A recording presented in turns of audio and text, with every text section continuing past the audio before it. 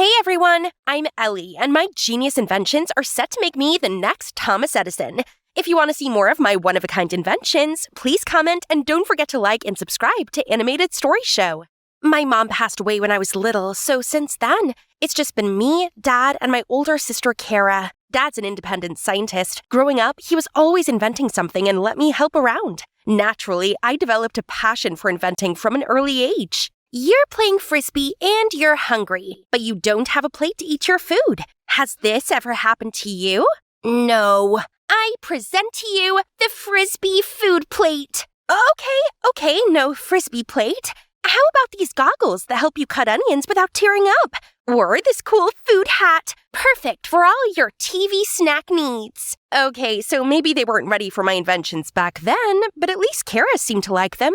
Like this alarm clock that only goes off when the puzzle has been solved. She's a doctor, so it's important she gets up on time and keeps her mind alert. I want to do well too. It's my dream to be an inventor just like Dad. So I studied hard and managed to get a scholarship into the most prestigious private school in the state. While I was getting used to my new school, Dad was working hard to make sure I got everything I needed. Everyone loved his inventions, including the Bancrofts, one of the wealthiest families in town. They hired him to design a robot chef system, but due to a system error, it short-circuited and set their mansion on fire. Luckily, no one was hurt, but Dad's reputation was at stake. He had to pay for the damages, which meant we had to sell our home. Still, we didn't have enough money. Just then, a woman, Mrs. Harding, came to see Dad and told him that she'd settle everything on one condition. He had to live in the mansion and work exclusively for her. Dad didn't have much choice, so he agreed and asked for me to tag along too. As for Kara, she received a high-paying job offer to provide round-the-clock care for a coma patient, so she moved into the hospital.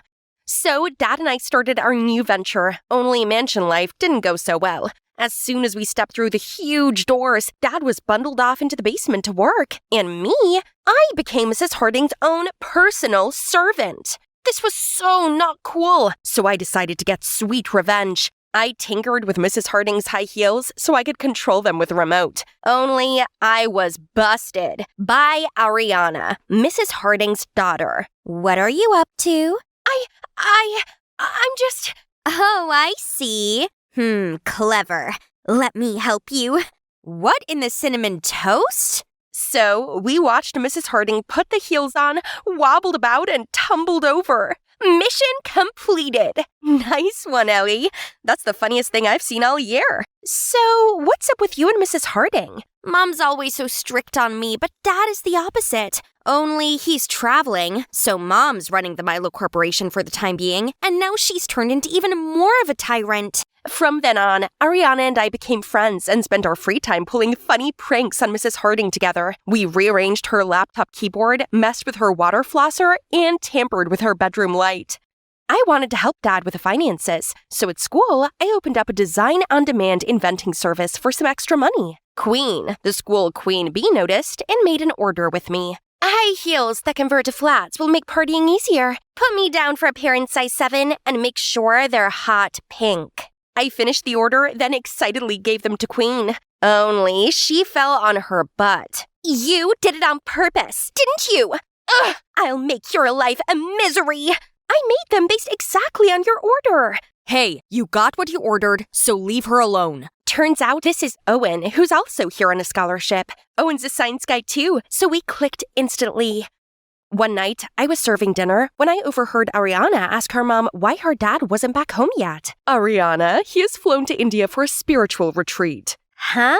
That doesn't sound like something Dad would do. Yes, well, the spiritual retreat is helpful in running the company. He'll be back soon. Now eat your greens. Ariana seemed very confused still. I knew her pain, as I missed my dad too. Feeling down, I went to see Kara to talk to her about it.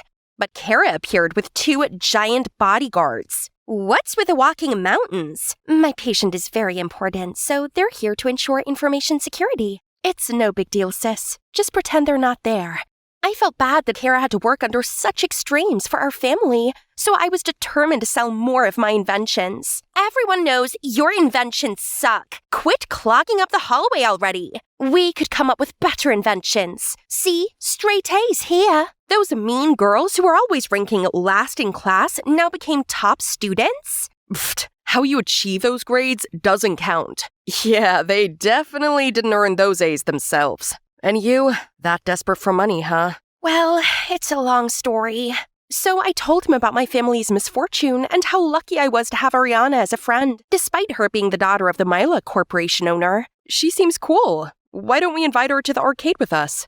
So the three of us went there, and Owen quickly acquainted himself with Ariana. It was good they were getting on, but hello, I was still here. When Ariana went to the restroom, I asked Owen, "So, you like her then?" Why? You're not jealous, are you? Jealous? No way. Then Owen suddenly turned serious and told me actually, he's been researching AI. Recently, there were some AI unethical products on the market. Some even took advantage of the face recognition feature to secretly withdraw money from millionaires' bank accounts or stock them. You know, those girls bragged about getting straight A's? Well, they used a cheating device that I suspect came from the Mila Corporation. No way! My dad works for Mila. He wouldn't be behind this. He couldn't. I don't know, Ellie. All I know is companies that use science and tech irresponsibly are a big bugbear of mine, and I had no intention of flirting with Ariana. I only approached her to do some more digging, and maybe we could sneak into the basement to talk to your dad about it. It's impossible. It's like Fort Knox. There's a security guard there 24/7. Owen assured me that between us, we'd figure out a way. I was pondering how best to sneak in to see Dad when Ariana pulled me into her room. Owen is cute, isn't he? Will you help matchmake us? Huh? That was quick. If Ariana knew Owen only hung around with her to find out about Mila Corporation, she'd be really hurt. But she was relentless, so in the end, I reluctantly agreed. I set up a date for them, but seeing them together sucked, so I decided to tag along. But anyway, the date turned out helpful. Not sure what sweet talk Owen had been saying to Ariana, but she agreed to help me and Owen sneak into the basement. The next day, Ariana helped distract the basement security guards. We sneaked in and found Dad on the floor, unconscious. I rushed to his side and urged Owen to help me carry him out. Mom's home! Help Owen leave first! When Mrs. Harding saw me helping Dad out, she went berserk. How dare you remove him from the basement? He has work to do! I found him passed out! You're overworking him! If you don't let me take him to hospital, I'm suing you for negligence. Mrs. Harding reluctantly gave in and ordered the guards to take us to the hospital. At the hospital, Mrs. Harding kicked me out of the room and insisted on seeing her private doctor. I couldn't believe my eyes when Kara walked in. When Kara finished, she stepped out and told Mrs. Harding, "Mr. Miller's awake. Leave him here and I will care for him alongside the other patient." No! I pay you to focus your care solely on one patient. Miller will be taken elsewhere to rest. So it's Mrs. Harding who hired my sister to care for this mysterious coma patient. I ran to talk to Kara, but Mrs. Harding pulled her away. Fine, I would just have to investigate what she was up to myself. The next day I was by my locker when Owen appeared, so I filled him in on what had happened at the hospital. I took these from the basement. Look, this one has the template for the cheating device Queen and our friends use. So Mrs. Harding hired my dad to make these unethical inventions for illegal profit. I just didn't think he'd ever do something like this. The design's just a portable device that could go through metal detectors. Your dad's a righteous scientist. Mrs. Harding must have pressured him into making this. We'll find proof to prove this. That's right. I have to get my dad out of this. Don't worry. I'm always here for you. We're in this together. Oh, I see. So you two are framing my mom? Ariana, you don't know what's going on. Oh, I don't? Then tell me, is this why you approached me? No, let me explain, Ari. And you let him use me? Ugh, am I a joke to you two? Then she stormed off. What I feared the most had come true. Ariana was furious with us both and ignored us since then. Then, a few days later, a huge news report broke. Science no match for monk life? Mila's CEO, Harry Harding, moves into monastery and leaves $1 million corporation to his wife, Desi Harding. I and Owen were so shocked to hear the news. Just then, Ariana came to tell us Mrs. Harding had been acting odd, so she eavesdropped on our call and heard her mention Mr. Harding, then looked very nervous and shady. Ariana knew something was up, so she paid a private investigator to delve in deeper, and turns out her dad never went to India. And now that he's back, he refused to see me and was all surrounded by bodyguards. That's it. We gotta get to the bottom of it. So the next day, Ariana went inside her mom's room. Mom, you've been so distant lately. Can we spend some time together? Just you and me? While the coast was clear, I sneaked into her office and rummaged around. Using my lockpick, I opened her drawer. Inside was a treatment plan with Mr. Harding's name on it. I went to the hospital with Owen and spoke to Kara about the treatment plan. There was nothing unusual going on. Ellie, go home. Feeling defeated, we left, but then we bumped into a doctor. What is this regimen? It's designed to make the patient's condition worse. We were shocked, but before I could ask him any more about it, I saw Kara get into a luxury car and leave. We jumped into a cab and followed her. The car pulled into this heavily guarded mansion. We knew we couldn't get inside by the front, so we sneaked behind the mansion, climbed over the wall, and shuffled along the side of the building. The door was locked, so Owen kept watch while I used my lockpick to enter. We crept across the kitchen, but I accidentally knocked some pan over and made a thump. Who's that? Owen immediately pulled me behind the fridge to hide as the guard shone a flashlight around. Gosh, this tight space made us way too close to each other. I could hear our hearts beating in sync. The guard finally gave up, and we left the room. Suddenly, I spotted Kara turning in the hallway. Follow Kara. I'll stay here and play lookout. As Kara stepped into a room, I saw Mr. Harding lying there. Kara, what's going on? Kara looked surprised seeing me and pulled me to the hall. Ellie, you shouldn't be here. Is that Mr. Harding lying in the room? That's right. Mr. Harding has been in a coma due to an accident during his trip. I was hired by his wife to take care of him. But when he started to recover, Mrs. Harding asked me to put him in a coma for good. I pretended to do as she said, but secretly, I've been helping him. Then who was the man showing up as Ariana's dad before? What on earth do you think you're doing here? Mansion! Go into lockdown!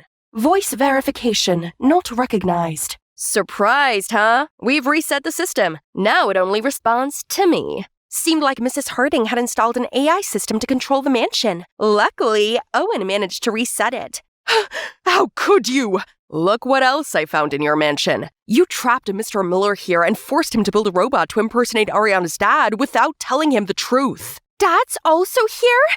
And the man showing up as Ariana's dad before was the robot he had created. Restrain them at once. Well, I guess it's time to use my flycatcher. I shot Mrs. Harding and the bodyguards in the eyes. Security! Get them! Right then, someone showed up on the yard. I'll distract them with a robot. Those dumb guards mistook the robot for the real Mr. Harding and ran after it. Let's get out of here. Mansion! Lockdown! The 5 of us ran out of there, while Mrs. Harding and those guards were immediately locked inside. As everyone was back at the mansion, Ariana insisted on me taking her to see her mom. Why, Mom? Why did you do this to Dad? I sacrificed everything for your father, my assets and my youth. Mila is what it is today because of me. Yet to him, I was nothing more than a housewife. After his accident, I saw a means to take back what was rightly mine. If only he ever once listened to me. Poor Ariana. She doesn't deserve any of this. Our family was finally reunited, and Ariana let us stay in her home until we found somewhere else to live. As for Mr. Harding, thanks to Kara's efforts, he regained consciousness and is on his way to making a full recovery. Kara's a great doctor, and I think Dad is a soft spot for her. I'm cool if they, get together. Yeah, I think so too. By the way, I'm sorry about Owen and you. I already forgot about that. You and him are made for each other. I'm out. Oh, there he is. Go get him, girl. Owen showed up with some flowers, looking all dressed up. Hi, Owen. Why are you here? You texted me, asking me to pick you up for a date? I didn't. Ariana! Well, too bad. I'm here already. So, will you go out with me? Yes! And with that, he pulled me in for the sweetest kiss ever. I woke up in shock to find my face covered in bandages. My face! This can't be happening! Right, Callum? Tell me this is not happening! Right after, the doctor entered the room. Miss, unfortunately, the glass from the car window has caused extensive trauma to your skin. As the doctor continued talking, I felt myself zone out and began to panic. My face is everything! Without it, my singing career is over! Ash, it's gonna be okay. I'll help you find a way to return to the stage. I promise. Hi, I'm Ashley, and I had a dream of becoming a famous singer. I used to sing on the streets to collect a few dimes. Then one day, a handsome and polite man approached me. I'm Callum, a talent scout, and I believe with your angelic voice and rare beauty, you have the makings of a star. It was love at first sight, and not only did I gain a manager, but also a hot boyfriend. He arranged for me to perform at cafes, bars, and restaurants. It was nonstop. I enjoyed it, but I had to admit I was also, exhausted. And that's when Callum suggested that I use autotune and lip sync to save my throat. Babe, I know this ain't right, but you're burned out, and I can't bear seeing that. You know, it's not forever. I think that way you can focus on dressing up and letting people admire that gorgeous face of yours. Hearing this did make me feel sad, but Callum knew what he was talking about, so I trusted him, while the fire inside me to perform on a professional stage still burned strong. Then one day, he told me some unexpected good news. No more small gigs. The famous company Dream M Entertainment is holding auditions to find their next big star. I've taken care of everything. You just need to be 100% confident in performing. This was it. My time to shine has finally come. But then that evening, while driving home and practicing singing, I had an uncontrollable coughing fit. I lost focus of the road for a split second and didn't see the incoming car until everything went dark. And the next thing I knew, I was waking up at the hospital looking like Frankenstein and certain that my big dreams were now in shatters. After 2 months in the hospital, most of my scratches healed, but only a deep cut scar remained on my cheek. Just a few days more until the audition, and I couldn't show up looking like this. This is a once-in-a-lifetime opportunity. Can makeup cover it? Or maybe a mask? There must be something. But the doctor said I can't wear makeup until it's fully healed, as it might cause an infection. And if I went on stage in a mask, people would certainly raise questions. Then Callum's eyes suddenly darted to the photo on the shelf. Ash, here's your answer. Get your sister to be your double until your wound heals. You mean Bridget? That freak? No way! Yeah, I do have a twin sister, but we aren't close, for sure. My parents divorced when we were 7, and the courts decided I'd live with Dad and Bridget with Mom. I had a great life with Dad, as he bought me any outfit I wanted. But Bridget was a tomboy and didn't care about fashion. The last time I saw her, she was wearing all faded clothes. I guess the whole moody, loner, frown like she's constipated look was her vibe. I tried talking to her at college, but she always snubbed me. And just like that, we ended up being strangers, despite being siblings. And now you say I have to grovel her for help? No! I get that you guys aren't close, but surely you can put your differences aside for this once-in-a-lifetime chance at your dream? I suppose Callum has a point, so I agreed. Only it wasn't that simple, as I didn't have Bridget's number and she refused to use social media. You know, to match her cool, unbothered vibe. Ugh. Hang on. I remember her scowling at me behind the counter at the Yo-Yo fast food once. Perhaps she still worked there? I immediately disguised myself and headed there. Oh, there she is. I started hovering around her and explained what had happened, then asked her if she'd be my double for the audition, but she didn't bother to care. Get out the way. I can't perform looking like this. Please, this is everything to me. It's none of my business. I have work to do. See, I can't just give up like this. So I ordered food and sat there and waited for her to change her mind. It was closing time already. I was about to leave when I saw Bridget and her boss quarreling with each other. My gosh! This is why it's never good to hire teenagers. I only hired you because you begged for the job. I'm sorry, sir. Darn it! Starting today, you will work without pay for 3 months. No, sir, I need money. You didn't even pay me last month. Hey, what are you doing? Go. You can work elsewhere. Don't be here with a scumbag. What? And you, get lost before I report you to the cops. What you aiming at? Why do you have to work here anyway? Doesn't Mom give you a big enough allowance? Don't pretend like you care. How could a spoiled girl like you ever understand? What do you mean by that? Anyway, you need money, right? I can help you. Bridget didn't answer, but I saw through her Miss Frosty persona. If you replace me until I'm recovered, then I'll pay you. A big check worth 10 times what you're making here. By the way, only 2 of us and my manager know about this, so don't worry. Then I gave her my number and told her to message me when she made a decision. She reluctantly took it, saying nothing, and just left. But that evening, a message from an unknown number popped up. Okay, I'm in. You better pay me right. I immediately called Callum and told him the good news. Now it's time to turn Bridget into a temporary me. Normally, Callum and I keep our relationship low-key to maintain professionalism. And that's the same now. We're keeping it a secret with Bridget. Callum made it clear to Bridget that all she needed to do was to look pretty and lip-sync. But geez, that girl could only moan. This crop is too tight and constricting. Stop scratching like a monkey. I showed her how to stand straight and walk like a diva. And it shocked me when she said she'd never heard of skincare. No wonder her skin was as dry as the Sahara Desert, and her pores were as deep and large as black holes. No worries. The witches here will give you a magic transformation. Wow! She looked exactly like me, just without the wound. Even Callum was impressed. He instantly offered to help her into the car and drive her to the audition. I guess it made sense for Callum to keep her on our side. Now is not the time for stupid jealousy, Ashley. I disguised myself as Bridget's assistant and nervously waited backstage. The audition was such a nightmare. Bridget's lip-syncing didn't match the pre-recorded audio, and she danced like she had 2 left feet. Finally, the performance ended, and the first judge to comment was David Knight, aka the music wizard, master composer, and lord of melodies. Oh, I know this guy. He's sure a demigod in real life. Your singing was dismal, and your dancing was catastrophic. Did you get lost looking for the bathroom and wander on stage by accident? Having a pretty face isn't enough to keep you here. The judge sitting next to David suddenly grabbed the mic. Wait, he's the CEO of Dream M.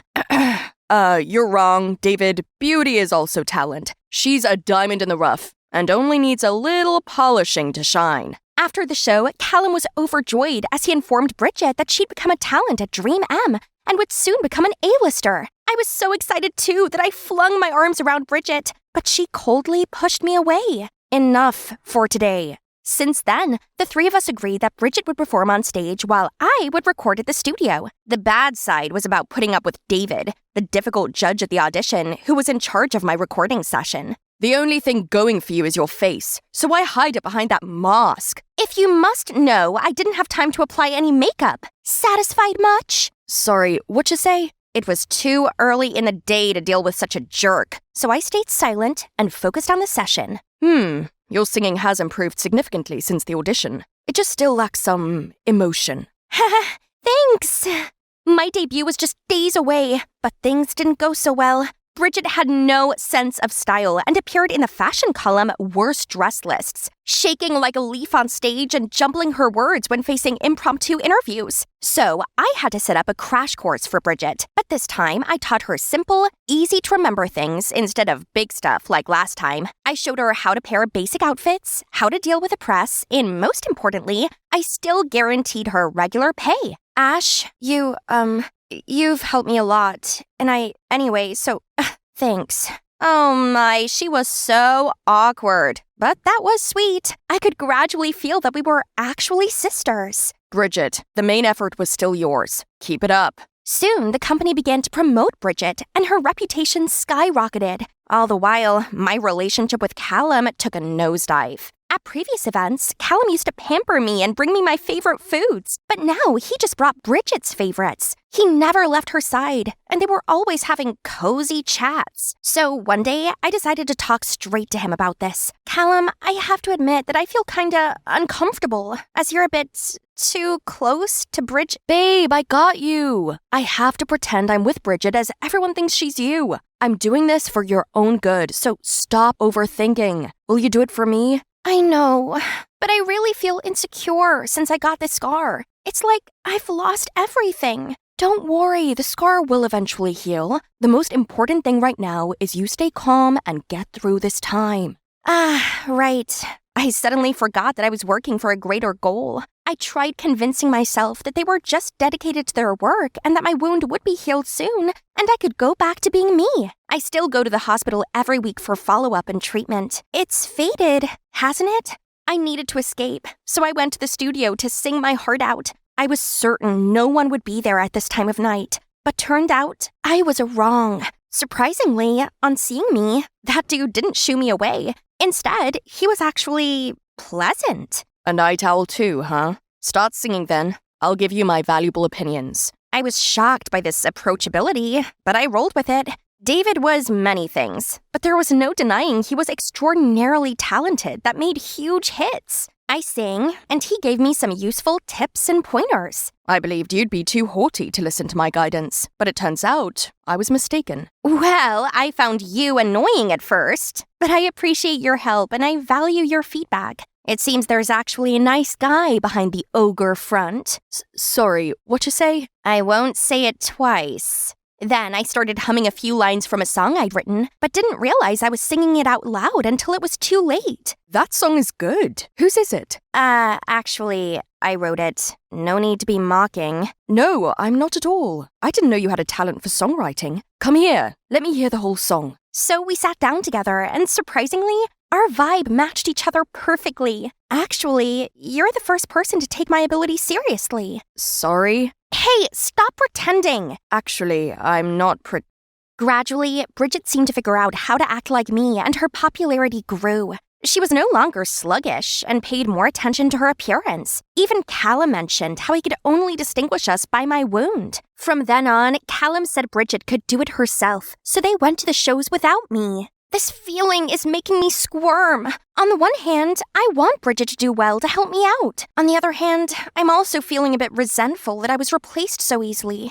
I also miss the way Callum used to care about me, but I remember what he said the other day, and I know I shouldn't be acting like a child. So I tried to distract myself by doing what I love the most, singing. Everybody was packed with Bridget's show, so this world is mine. Woohoo! I was in the studio practicing my new song when suddenly David barged in. Can you explain to me why you're here whilst also performing on TV live? Why are you here? Does it even matter now? Who really are you? I begged him to keep quiet. Then I frantically took my mask off and told him everything. I mean, everything. As I was too shocked to make any excuses. This is insane. I know it isn't right, but I promised once my wound healed, everything would go back to normal. Singing is everything to me. David remained silent for a while, then blurted out, All right, if what you said is true, I will keep your secret. And one more thing. If you really like singing and songwriting, I can continue to help you. What do you say? Yes, totally, yes. And don't you dare lie to me. I'm not sure what I'm gonna do. Yeah, swear to God. Finally, it was the follow-up day. As the doctor finished the examination, I saw him frown. I'm sorry to inform you that the scar cut's too deep. It may fade over time, but I'm afraid it won't go completely. At least in 2 years. I broke down. This couldn't be happening. Not knowing what else to do, I decided to go and find Callum. But when I arrived at his house, I saw that he wasn't alone. Bridget and Callum were sitting together and slowly leaning for a kiss.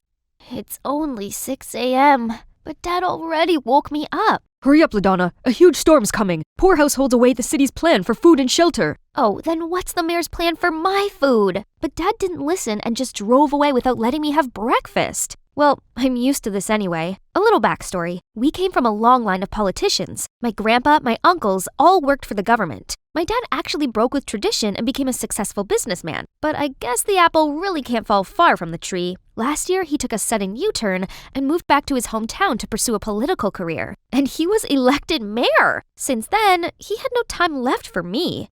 Not to mention the judgy eyes I had to face at school. You look fine. It's not you. It's your dad's new policy they're whispering about. Don't mind them, LaDonna. What do us kids know about politics anyway? Here they are, Kira and Troy, my only friends here. In fact, Troy's even in a similar situation. His mom is the chief of police, but he deals with it pretty well. Have you been to the White House? Does the key to the city really open anything? Can you tell your dad to ban homework? Seriously, how could Troy stay calm before these stupid questions? And even the teachers wouldn't leave me alone. They always put me in charge of things. Please, just because my dad has great leadership doesn't mean I do too, as if I wasn't already swamped with chores.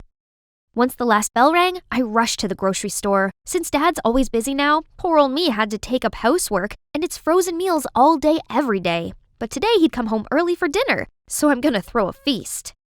Except, none of these tasted edible. What's the problem? I followed the recipes very carefully. Did I come home at the wrong time? No, Dad, a perfect timing. My apple pie's ready. You mean that smoking thing in the oven? Oh no! My only ray of hope has also turned to ashes! I immediately ran to the convenience store, grabbed all of the instant foods, and dashed home.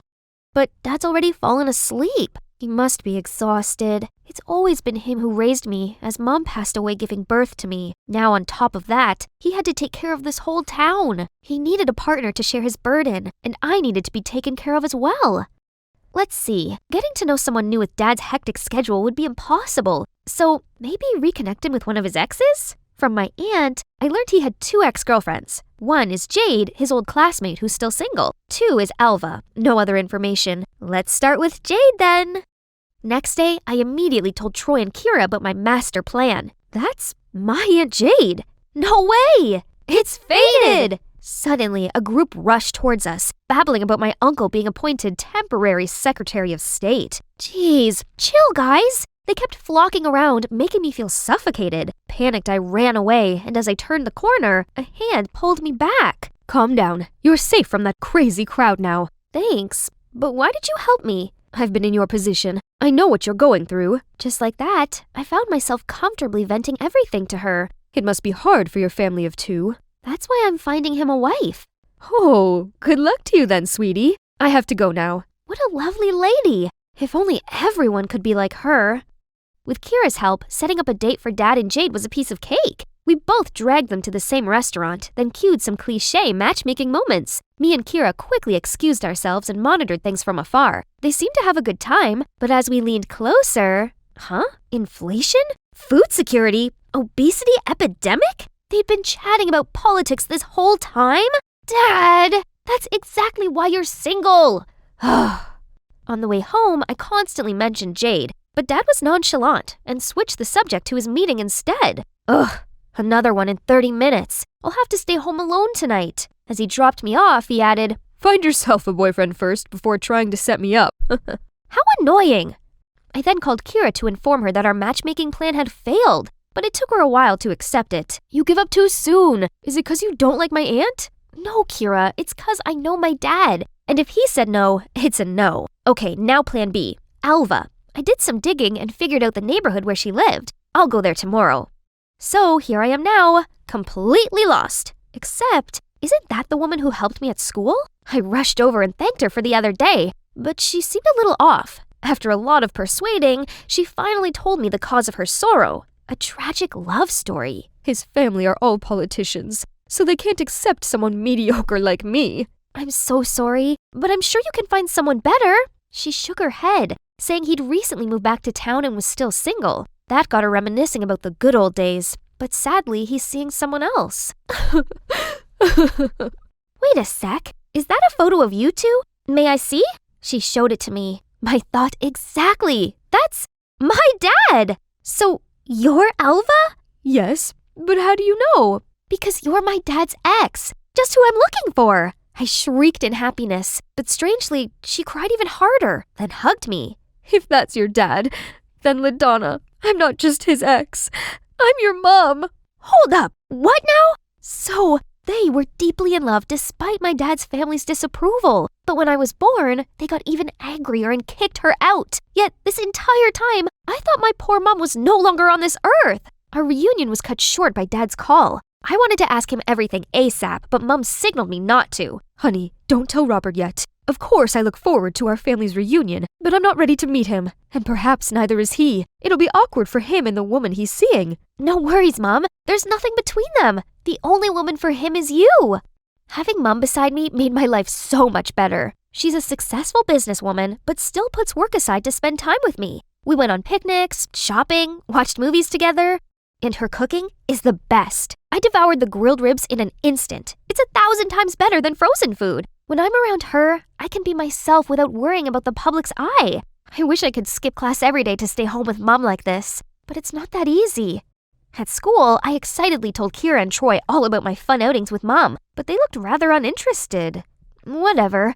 Mom will pick me up later and we'll have a blast. Suddenly, buzzing talks from other tables cut off my thoughts. My cat eats faster than her. Indeed, our graceful princess. Guys, don't be fooled. She's in fact a delinquent who skips class all the time. Having a mayor daddy is so lucky. If we did that, we'd be kicked out right away. Those mean girls always have something bad to say. I headed toward them to settle this once and for all, but my father's words echoed in my mind. LaDonna, everyone judges me by your behavior.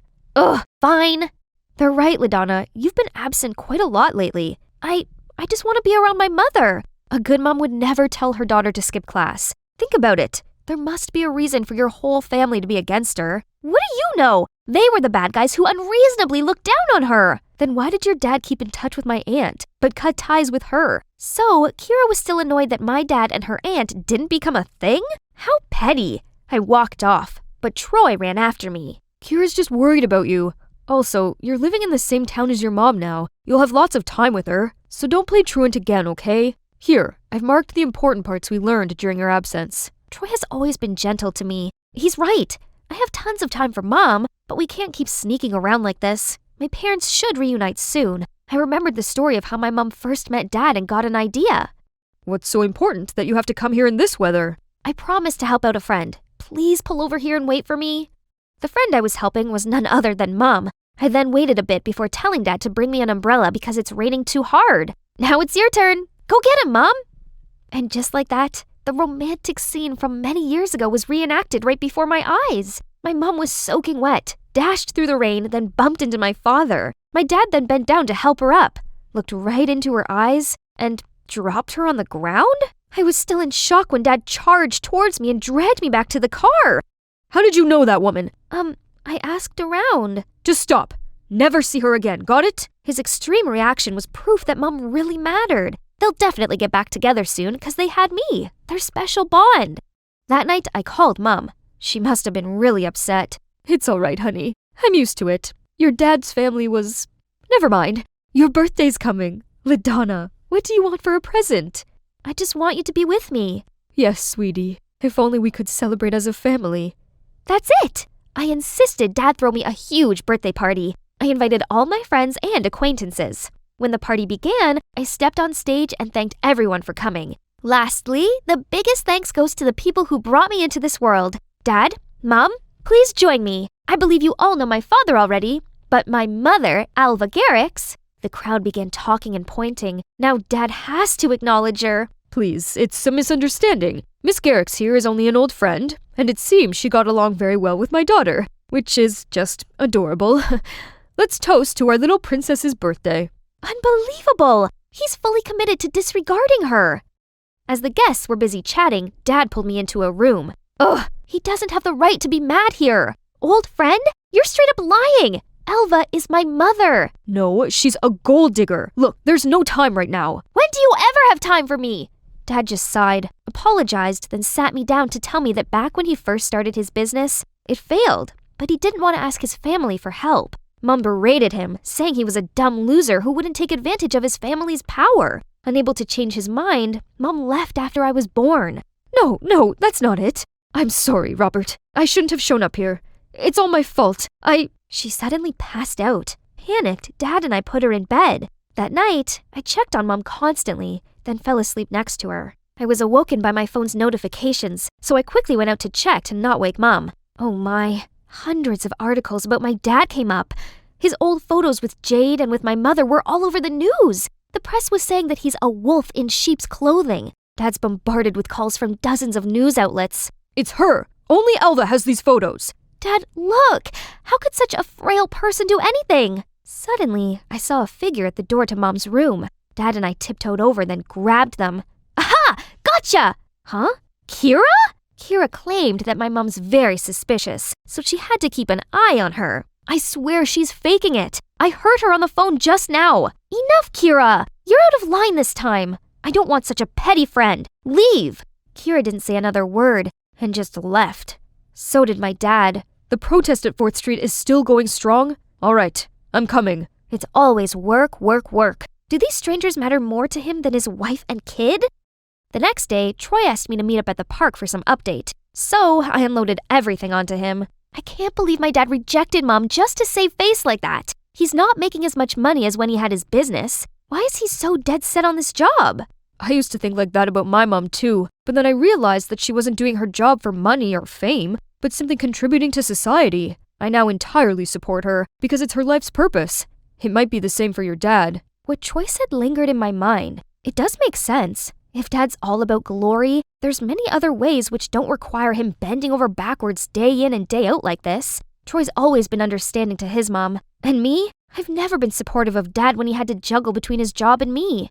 When I got home, Mom was nowhere to be seen, except a letter on the table. Mom said she's terminally ill and didn't have much longer. That's why she risked everything to be with me. But now her health worsened. She didn't want me to witness her pitiful condition, so she left. I immediately called her. It's dangerous in this abandoned construction site. Please don't come. I just need you to know I love you, LaDonna. I immediately knew where she was when she said that. I rushed over, but at the entrance, a scary-looking crew approached me. Don't worry, sweetie. They're our friends. Just listen to them. They wasted no time tying me up, then called Dad. As soon as he arrived, Mom dropped her act. Turned out, she planned to approach me right after knowing he was elected mayor. Her wish to rekindle with us was just to use Dad, but it didn't work on him, so she's pushing things this far. Sign here, and our daughter will be safe. Many people will go bankrupt if that's signed. Don't ever think you could fool me. You couldn't care less about your daughter? Or are you still counting on those useless cops? Ma'am, you underestimate our law enforcers. It's Troy and Kira, followed by undercover policemen coming from all directions. Turns out, Kira actually heard the calls Alva made to her accomplices. She then told Troy and asked his mom to look into Alva. Coincidentally, the police had always been after Alva because she's been involved in a scheme that gave tenants a ridiculously huge debt. She colluded with the former mayor and wanted to continue the scam with my dad now. Before she's taken away, Alva still cried and begged for my help. I was nothing more than a puppet to you, and now you're talking about maternal love? A scammer like you deserves to be brought to justice. After Alva's arrest, I broke down crying. She's my mother. That's the only truth among all those lies. Dad hugged me and said sorry for everything. It's all my fault. I just foolishly fell into her trap because I wanted someone to take care of us. I'm sorry, LaDonna. You went through so much because of me and my job. It's okay, Dad. Now I see how meaningful your work is. I'm proud to be your daughter. And you too. Thank you. I decided to sign up for a cooking class to better support Dad, and this banquet is the fruits of my hard work. But before he could even sit down, an emergency call came. He gave me a sorry look, but I gladly said, "Bye, Dad. I'll save you some." I was a little bummed out, but it's his job after all, and if he can't be changed, why not learn to enjoy it? Moments later, these hungry hippos already came. But hey, this just came to my mind. How about Troy's mom? She's also single and would look great with your dad, right? Nah, I've realized he already has a love of his life, serving the community. He's very happy with his choice, so I'll leave him be, for now. That's right. Besides, we can't be family. At least, not yet. The rich socialites chilling in their family luxury resort was a sight to behold. Grayson Andrews, the heir of the giant Andrews Corporation, who was just back from his Europe tour, and his sister Veronica was the notorious I want it, I get it girl. Ahem, this orange is oversweet. But, miss, this is fresh orange with no added sugar. Whatever, add some salt or anything, immediately. And bring me a sandwich with the beluga caviar here too. Yes, miss. You've become some grumpy old lady recently, Ronnie. Right at that moment, their dad hurriedly walked in, looking urgent. Kids, I have something serious to tell you. Do you remember our resort in Vietnam that got backlash last month? Is this the case where people were blaming us for harming the environment? It's just some employee's reckless act, and we already cleared it out, right, Dad? That's right. But I've just got the report that the inspectors got involved and the resort's suffering a great loss. I couldn't see it keep sliding like that. So, I've been thinking of sending you to Vietnam to take care of this. Dad, you can count on me! Vietnam, isn't it? That's where an idea came to Veronica. Dad, let me go with Grayson. I could be helpful. Her dad was considering it for a while and then agreed. Oh, Vietnam. It's been a hot minute. Of course, I have my own reason to be here again. And this is my reason. It all started back 4 years ago when Veronica's family gathered at Nam Family's resort on Lunar New Year, Tet holiday. Wow, my friend, see what you're building. You're right. I bet everyone would love this. Honey, this resort is surely profitable with this design and location. If only we could own one like this. Meanwhile, 14-year-old Veronica was totally mesmerized by someone else. Right at the moment her eyes caught the sight of Nam, Veronica was sure she met the one. Oh my, is this what people call love at first sight? Look at you! The little kid now grew up into a pretty girl, huh? Here's your lucky money! Instead of lucky money, could you please give me your lucky son? Everyone burst into laughter at her cheekiness, including Nam. I heard Nam is an excellent student at school. We can't waste talent, right? So, I think I'll offer him a scholarship in America. What do you say? A scholarship in the USA? Surely it's a good opportunity for me. He turned to see his parents' reaction, and they all nodded encouragingly. Thank you, Mr. Andrews. I'd do my best to pay back your kindness. But he definitely wasn't the one who enjoyed this the most, as our Veronica's heart was singing with joy, too. So that summer, Nam flew to America with all of the eagerness and excitement about the land of dream. He'd be staying with Mr. Andrews' family for the time being, and enrolled in the same school as Veronica and Grayson. And within the first week at the new school, he already established himself as a genius. It didn't take long for him to top in every single subject, and teachers were satisfied as he was also active in school's activities. Son, I'm so proud of you. Cozy as it seemed, the laughter in a warm family dinner didn't shine on the host's son, Grayson. I'd never heard the proud word from Dad before. Being the heir is not easy, but I tried my best. Why was he always the one outstanding? After the dinner, when others left, Mrs. Andrews approached Nam. Don't think my husband gave you some compliments that you believe you're above anyone. Remember, you're just a parasite on my husband's kindness. So Mrs. Andrews didn't like me here. I'd better be careful. From a corner, Veronica was hearing what her mom said to Nam. Mom's always been hard like that. It's all right, Nam. Be strong. You have me here. And she made sure she'd be anywhere Nam was, and no girls could come near him. Nam, be my boyfriend. Will you? Ronnie, don't make a scene here. Aw, did he just call me Ronnie? Everyone, attention! Nam is mine. Don't you dare bother my man. To seal up even more, she stuck a bunch of stickers on his clothes and bag. Nice tattoo, bro. It's nonsense. You like it? Then here. Then when Grayson had ran far, he looked down on his hand holding a sticker. Stupid girl. She couldn't design a better one? You think it's the end of how to get Nam's heart plan? Then you underestimate this girl. Nam, I got sunstroke. I'm too weak to walk myself. Take me home. Jeez. Seemed like she'd never run out of tactics, huh? Wow, tending to your bae this much. Nam Simplord. The buzzing from the others did bother him, but he didn't want to make a mess as he's indebted to Veronica's family's kindness. And deep down, he found her annoyance kinda cute. Aw, so sweet, man. Maybe he likes me too. And then Grayson ran towards them and cheerfully gave them the good news. Hey, Dad just won a big contract, and we will dine in Gordon Ramsay's restaurant tonight, guys. Yay! Are you sure you're tired? Ouch! Oh, my head hurts so bad. Nam, I think I'm gonna faint. Carry me, too. You wish. I'm gonna be up here forever. Then 3 of them walked side by side, happily chatting, and the schoolyard seemed to be lit up by their cheerful laughter. Everything went smooth like that. Then one day, Veronica woke up to see Nam was packing all his stuff. What are you doing? I'm going back to Vietnam. Why? Has anything happened? Please don't go. Get off me! Then he coldly walked straight out of her house with no more words. Veronica crouched in sadness. Worse still, no matter how hard she tried to contact him, still no replies from Nam. The only news she could update was his family's resort was plunged into crisis. And with a goodwill, Veronica's dad offered to buy the resort with an enormous sum to help them restart their business anew. And for the past 4 years, her heart still wanted no one but Nam, and she'd been waiting desperately for this reunion. Yo, long time, right, bro? Hello, stranger. It actually feels good to see them too. If only that hadn't happened, the 3 of us might still be a perfect trio now. Nam couldn't forget the day when the hurtful truth was revealed. It's you who schemed against our resort? But why?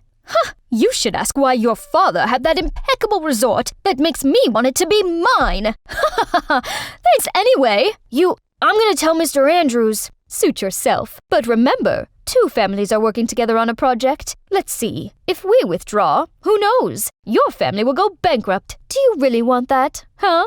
Nam felt rage boiling up his body, but so did the powerless feeling. Right at that moment, he saw Veronica went home and immediately clanged to her mom. Mom, there's a new spa downtown. Does it speak mother-daughter time to you?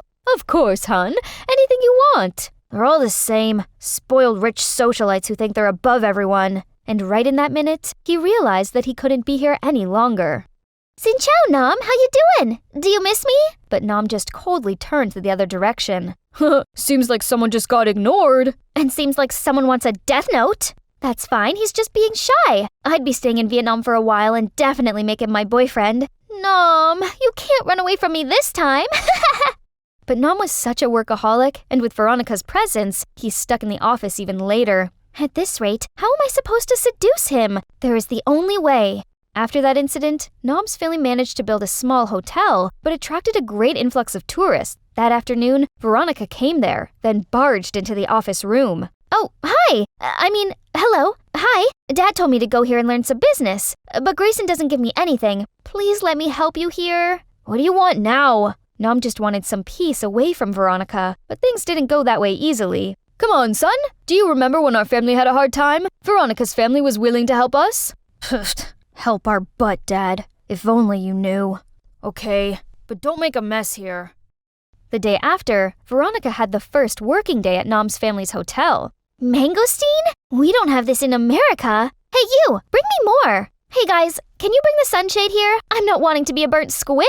Didn't you tell me you wanted to learn? Get off your butt! Then Nom gave her loads of errands that she hardly had time to breathe. Geez, I don't need to lift a finger at home, and now I'm folding blankets? The world is getting crazy! Then she shook off the bedsheet, but somehow the towel covered her head like the one in a ghost story film. Woo! Let's see. 1, 2, 3, 1, 2, 3. I'm sexy and I know it. Little did she know, there was someone who couldn't hide his smile watching her fooling herself. She hasn't changed much. Hey, what you doing? Do it properly. Later, Veronica was dragging her aching body back to her family's resort after her first working day. Oh, I can't feel my hand anymore, and my feet hurt running around. Stop whining, Ronnie. It's nothing to what I've done today. Planning the strategies, promoting the services, blah, blah, blah. Grayson turned around to see his sister already sleeping like a log. He gently put the blanket on her when he received a phone call from Mom. Hi, Mom. I'm doing just fine. No need to worry. Hey, I heard Nom's family's hotel is doing good, right? But right at the time our resort suffered? Coincidence can't explain this properly. Grayson, I'm sure he planned to get this revenge for the past thing. I don't think he's that much.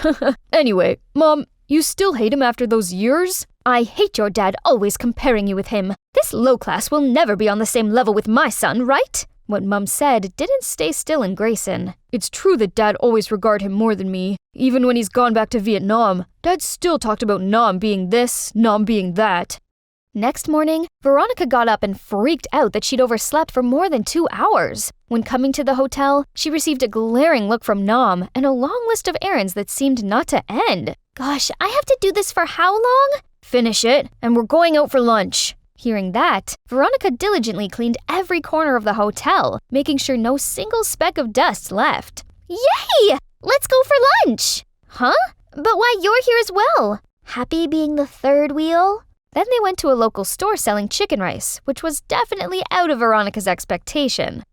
What the heck? Eating on the street? Nom, I don't like this place. I'm sweating like a dog already. Go to some restaurant and treat me with beefsteak. If you don't like it, then don't eat. No worries. I'm gonna take care of her plate. Come on. Okay, but you have to feed me. Feeling others' eyes on him, Nom had no other choice but to act along. At the first spoon, Ronnie didn't expect the taste explosion of the soft and tender chicken, as well as the gravy and rice. She immediately dug in the plate and finished in seconds. Slow down! No one takes your food. Then he gently wiped out the rice on her cheek, making her heart skip a beat. Later, Veronica and Nom took a stroll around Han River. You ask about Grayson? Veronica successfully cut the tail and made him stay still in a coffee shop. Oh, Vietnam summer is definitely like a giant oven. Aha! How about the classic move? Then Veronica wobbled like a jellyfish, aiming to fall into Nom's arms, but he suddenly walked away, leaving her landing face right on the ground. She scrambled up to see he was already chewing the fat with some random girl over there. Veronica immediately stormed in like a crazy bull towards the girl. Hey, who are you? I'm Nom's girlfriend. You better stay away from him, or else. Sorry. See you next time. Then Nam hastily dragged her away. What are you doing? She's not the one you could mess around. She's my biggest partner. Is that so? I'm sorry. You, go back to work. Right now. Then Nam caught up with Grayson at a coffee shop by the river. My sister is a little annoying, right? As her brother, I do apologize to you. She's fine for the most part, but sometimes... Yeah, you know. I don't know what to do with her. There's always an answer for everything, bro. The next day, Veronica came to Nam and saw him about to go somewhere. And as usual, she insisted going along with him. Enough! Stop goofing around! But I like you. You know that. Right at that moment, a girl walked over to them. Babe! Immediately, Nam turned around and pulled her in his arms. Here you are! Then he kissed her on the lips, and Ronnie was frozen in her spot. My precious Sunday is ruined because of my not-so-precious sister, Emma, who insisted on dragging me to church for some sister time. We walked in to see the priest rushing over. Welcome in. You must be our new member, Janet. Whoa! Just then, the holy statues nearby all fell over and shattered to pieces. It's a bad omen. She's a jinx. No! You devil! Get out of here! Yep, that's me. You're probably wondering how I ended up in this situation. Hi, my name's Janet. If you think I'm a jinx too, you're seriously wrong. Because animators, rewind that last scene. Pause it right there and... See that? That's my sister, Emma. And fast forward a bit more. Pan over, please. There. That right there is the ringmaster behind my so-called bad luck. You must be wondering why I hadn't exposed Emma that day. It's because everyone is fooled by her naive Cinderella look and never believed how a living angel could do such mischievous deeds. But the truth is, she's the devil. She did everything to make me look like a walking disaster everywhere I go. But who am I, huh? That night, to get back at Emma, I hid under the bed till she was sound asleep, wrapped my icy cold hands around her ankles, jumped out from under the bed, and boo! Emma screamed through the roof, and our parents walked into the room worried just to see me laughing hysterically. Right then, the police on patrol also barged in, thinking something real wrong went on in our house. We ended up spending the night trying to explain to them nothing happened, and they finally left. Do you know how many sleepless nights we've had just because of you girls' petty fights? That's it. I'm signing you both up to join a community farm from tomorrow. What? But Dad, I can't live amongst animals and dirt. For once, I agree with Emma. There's no way I'm going there. You're not going back till you learn to live with each other. Living with Emma 24/7? I'd much rather be the jinx now. So the next morning, Mom and Dad drove us to the farm to live off the land and bond together. But look at this tranquility and picturesque scenery. Maybe coming here wasn't such a bad idea after all. Suddenly, a loud, obnoxious track started playing from inside my suitcase, startling the animals, and they went rogue. Stop the music! But my suitcase was locked. I caught Emma smirking, pressing her phone, and the music suddenly stopped. Once everything was under control, the farmers gave me looks of disapproval. Just when I thought things couldn't be any worse, a trailer nearby slipped off and began to roll downhill, heading straight for an oblivious farmer. Emma immediately swooped in and pushed herself and the farmer out of harm's way just in the nick of time. Richard, are you okay? Oh, yes, thanks to this young lady. You saved my life. What a good luck charm you are. That trailer has been sitting there for ages without any problems. Why did it suddenly break just now? Oh, it's my sister. She has this reputation for bringing bad luck wherever she goes. I apologize on her behalf. No. Don't listen to her. She's evil. That's not something you should say to your sister. Look at her. What an angel. Emma immediately activated her manipulating power. Aww. Come on. We got the nicest room for you. Hey, what about me? The next morning, I was told to milk the cows while Emma didn't even have to lift a finger, just wandering around and pulling pranks on me. In a panic, a guy appeared and helped me out. What happened here? The hoses are all snipped off. I'm so sorry about that. It's my sister's stupid prank to get me look like bad luck. Interesting. Oh well, we'll hand milk the cows until we get them replaced. Hand milk? That'd take forever. Emma's gonna have to pay. Hey, no need for that. I'll give you a hand. I'm Kai, by the way. He gave the brightest smile, and I instantly felt better. I'm Janet. Thanks for helping me, but which buttons do I push to get milk? Kai cracked up, and I felt like the dumbest thing in the world. I'm sorry, but that was so cute. Okay, you don't push any buttons. You squeeze it, like this. Just then, Sylvia walked by and saw us. Well, who makes you smile like that, Kai? Janet, you are really something, huh? As she left, I felt my heart racing and saw Kai blushing also. Whew, it sure feels hot like summertime. So, Kai, how long have you been living here? Just recently. I'm actually a skier from the city too, but I came here due to some stuff. Come on, let's go sell the milk. Kai and I then made our way to the bustling market. Surprisingly, customers were eager to get their hands on our milk. I was ready to make my first hard-earned cash when suddenly, you'd better watch out. You'd better not buy. Better not drink this milk right here. Jinxie Janet's coming to town. The crowd buzzed with concern over our milk. Actually, I thought someone else was a jinx. You see, our milk is especially fresh today, all thanks to my good luck charm, Janet. She and I worked all morning to milk the cows by hand. Thanks to Kai's words, the crowd was excited again. Just like that, we sold out in just a few hours. Woohoo! But when we got home, people started praising Emma for bringing good luck to the business. Actually, it was Kai and me who milked the cows, and more thanks to Kai who did most of the heavy lifting. She has nothing to do with this. The room suddenly felt awkward and people started to look away. Only Sylvia cared to acknowledge us. I see. You two make a great team. What about us? I think we'll make a better team. Get off of me, you creep! Ouch. Feisty. Oh my gosh, are you okay? Why are you acting like such an animal, Janet? I'm alright. She may be a bit cold right now, but she'll warm up to me in no time. Right, princess? Emma immediately gave me a death stare. Aiden, why are you here? I'm here for you, brother dearest. Mom and Dad are worried sick back home. Holy cow, these two are related? But they're nothing alike. Well, it does explain why their tension was scorching up the room. Stop it, you two. Always with the bickering. It's getting late. Janet, will you go and lock the barn door? Oh, yes, definitely. But before I reached the barn, a hand suddenly pulled me back. Keep your claws off of Aiden. He's mine. Oh, I see. You're smitten with him, huh? Well, too bad, 'cause he seems to like me instead, sister. How dare you? Emma dashed ahead of me towards the barn, turned all the lights on, blew on the deafening whistle, and the sheep went wild again. I desperately tried to stop the panic herd, but no use. Only when the farmer showed up and let the shepherd dog do his job was the scene under control. This is all your fault. You'll bring us nothing but bad luck and chaos. That's not true. I was trying to help while this was Emma's doing. Stop with all the blaming and start learning some manners, will you? I was stunned. Behind Richard, Emma grinned slyly. She won this time, but not for long. 'Cause how about I steal Emma's crush, aka Aiden, right in front of her?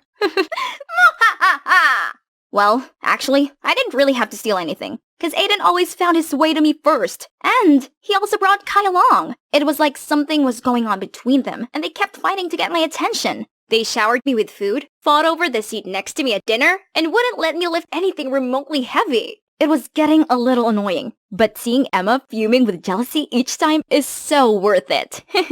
One afternoon, Kai and I were picking flowers in the field when he gently tucked a flower in my hair. It looks good on you. Then he lifted my face and leaned in closer. I was floating in the summer breeze, ready for a kiss when we both got shaken up by the engine revving. Aiden? Sup, pretty thing? Wanna go out with a date with me? She's with me, can't you see? Well, maybe I'm blinded. Blinded by my love for you. How about you two can show some brotherly love and go together, huh? Then I walked off, only to see Emma's blonde head sticking out from the flowers. Hey Aiden, on second thought, I'd love to go with you. Shall we? Driving away, I could see Emma furious, and Kai with sad eyes following me? But the thing was, this was hella awkward. I don't feel like flirting if there was no Emma. And he, well, I don't know, couldn't stand it anymore. So I told him to stop at this random clothing store and insisted he try on this fancy suit. Whoa, you cleaned up nicely, huh? Do I not look good usually? Well, you kinda look like a hooligan. Is that genuine joy I see on your face? What? I'm always smiling. Oh, really? You and Kai were ready to bite each other's heads off just then. You don't know everything about us, Janet. I know you have a thing for him, but I can never let you two be together. Not this time. We came back to the farm to see Emma waiting for us, all agitated. You tramp! Isn't Kai enough for you? Now you're playing the double game with Aiden? And you're just jealous because Aiden doesn't like you. That's right.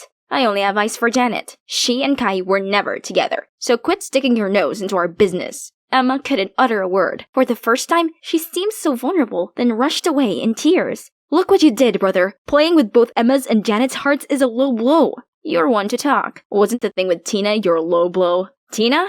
Tina who? Tina was your crush. I had nothing to do with her. It's about time you get over that. That's not what Tina said. She told me you flirted with her, and you abandoned her when she's falling for you. She lied, okay? She wanted to use you against me, and never once reciprocated her obsessive behaviors. I just want to leave everything behind and enjoy my life here, with her. So Aiden, please, just let us be. Too bad. She seems to like me instead.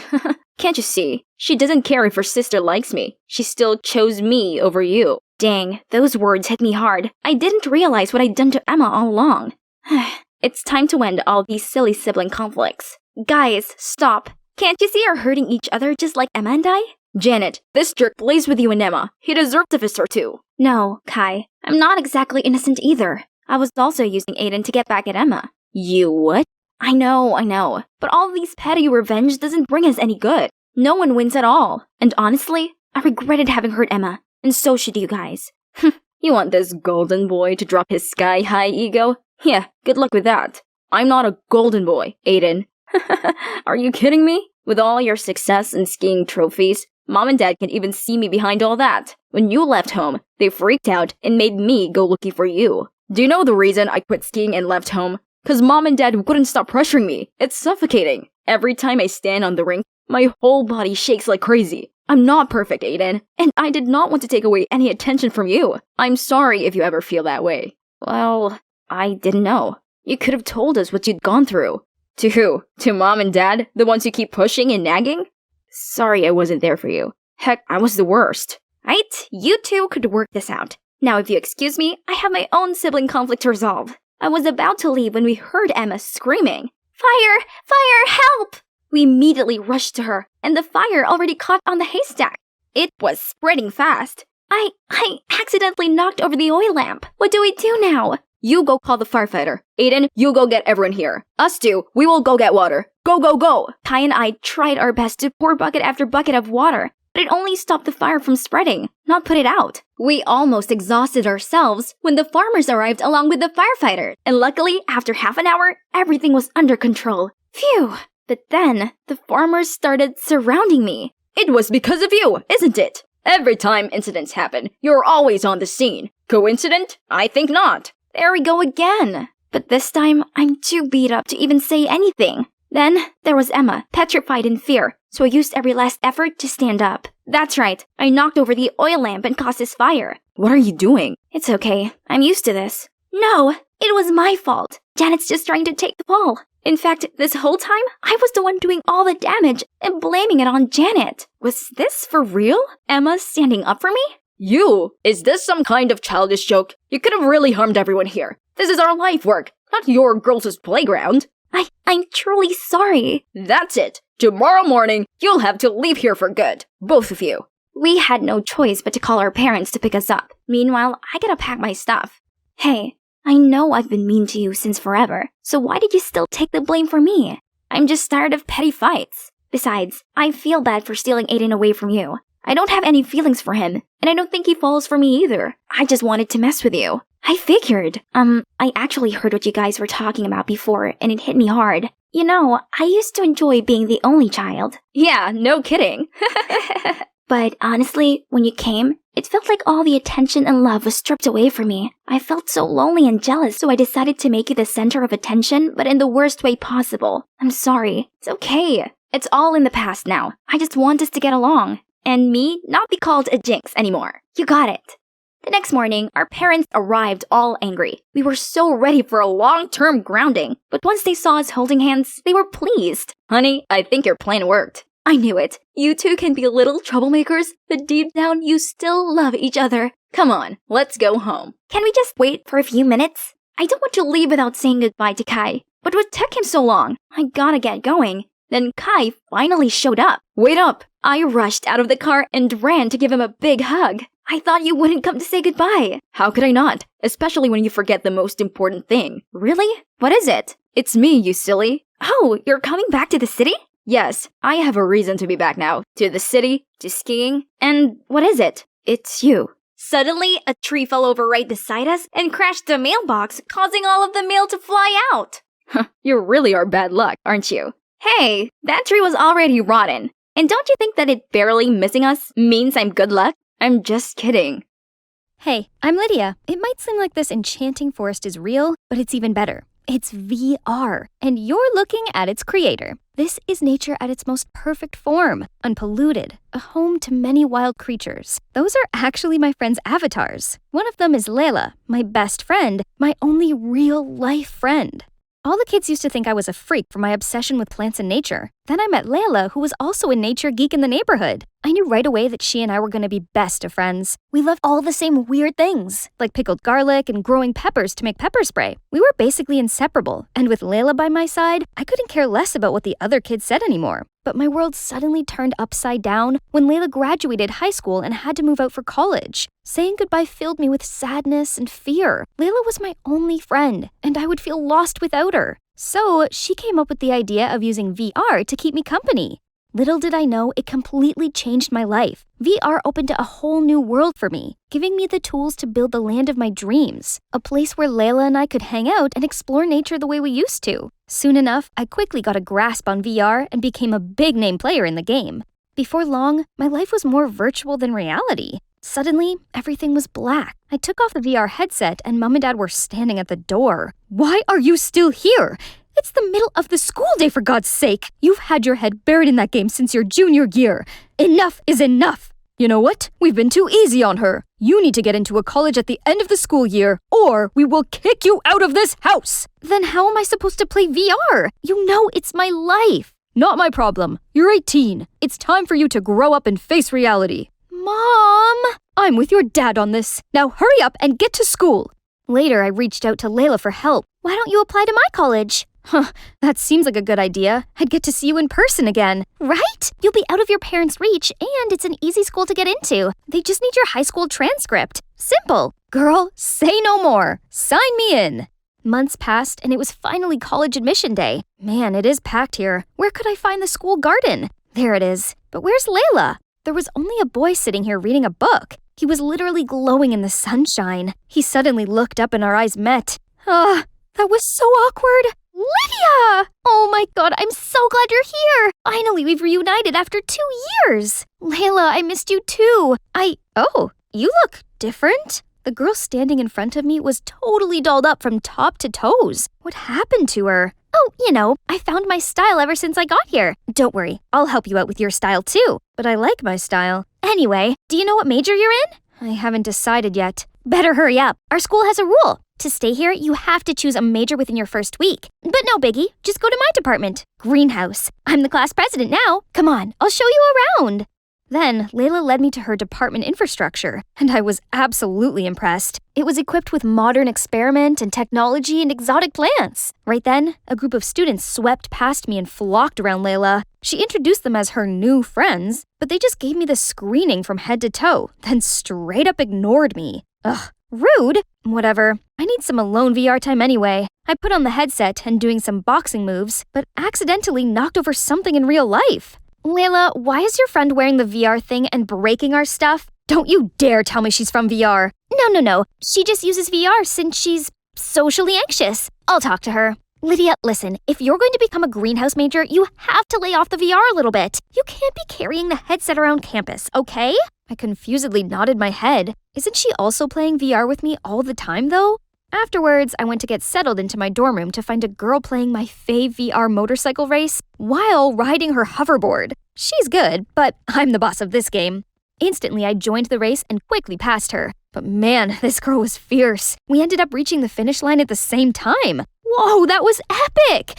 I'm Lydia, by the way. It's my first day and I'm assigned to this room. You must be my roommate? Yep, I'm Christine, class president of the VR department. You seem to know VR really well. How long have you been playing? I'm kinda new. Just started 2 years ago. Sheesh, you've got games, girl. Wanna join our department?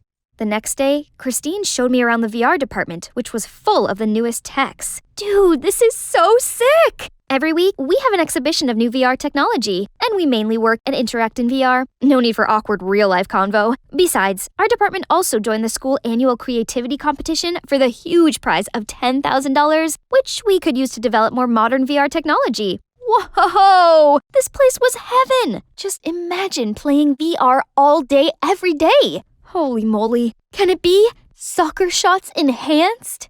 I joined in the game immediately and gave it a big kick, scoring a goal. Wait, did I break the pots again?